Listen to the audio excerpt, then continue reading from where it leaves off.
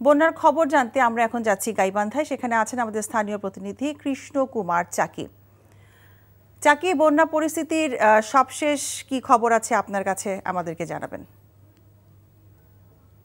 গত কয়েকদিনের টানা বর্ষণে গাইবান্ধা জেলায় সবকটি নদ নদীর পানি ব্যাপকভাবে বৃদ্ধি পেয়েছিল। গত 2 দিন বৃষ্টি না হবার কারণে আবার ব্যাপকভাবে পানি কমাও শুরু করেছে। ইতিমধ্যে প্রত্যেকটি নদীর পানি বিপদসীমার কোথাও 200 সেন্টিমিটার, কোথাও 150, কোথাও 30, কোথাও 35 সেন্টিমিটার নিচে চলে গেছে। এতে করে নদী তীরবর্তী অঞ্চলের মানুষ এবং চর অঞ্চলের মানুষদের মধ্যে একটু স্বস্তি ফিরে এসেছে। ইতিমধ্যে যেটুকু ক্ষয়ক্ষতি নিরূপণ করতে পেরেছে কৃষি বিভাগ থেকে, আমাকে কৃষি অধিদপ্তরের গাইবান্ধার উপপরিচালক খুরশিদ আলম জানিয়েছেন যে এবারের এই সংক্ষিপ্ত বন্যায় প্রায় 100 হেক্টরের মতন জমির ফসলের ক্ষতি হয়েছে। এর মধ্যে রয়েছে রোপা আমন, শীতকালীন শাকসবজি এবং গ্রীষ্মকালীন পিঁয়াজ সহ মাসকলাই, অন্যান্য কিছু ফসল। আর যদি নতুন করে বৃষ্টি না আসে তাহলে বন্যার যে সংখ্যা আছে এটা কেটে যাবে।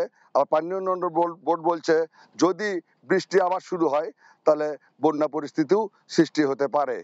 আর জেলা প্রশাসনের পক্ষ থেকে আমাকে জানিয়েছেন এখনো ত্রাণ বিতরণ কার্যক্রম শুরু করেননি এবং বিভিন্ন স্থানে ক্ষয়ক্ষতি নিরূপণের করার পরেই তারা ত্রাণ কার্যক্রম শুরু করবেন।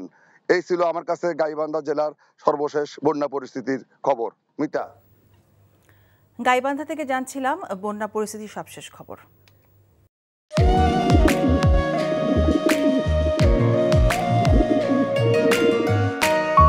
আমি রাশেদ। আমি সুফিয়া। আপনার পোষা কবুতর, আপনার মায়া এখনো ছাড়তে পারেনি, এই জন্য উড়ে চলে আসছে।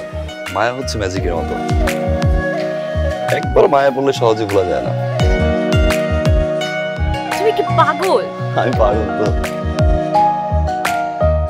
সুফিয়া,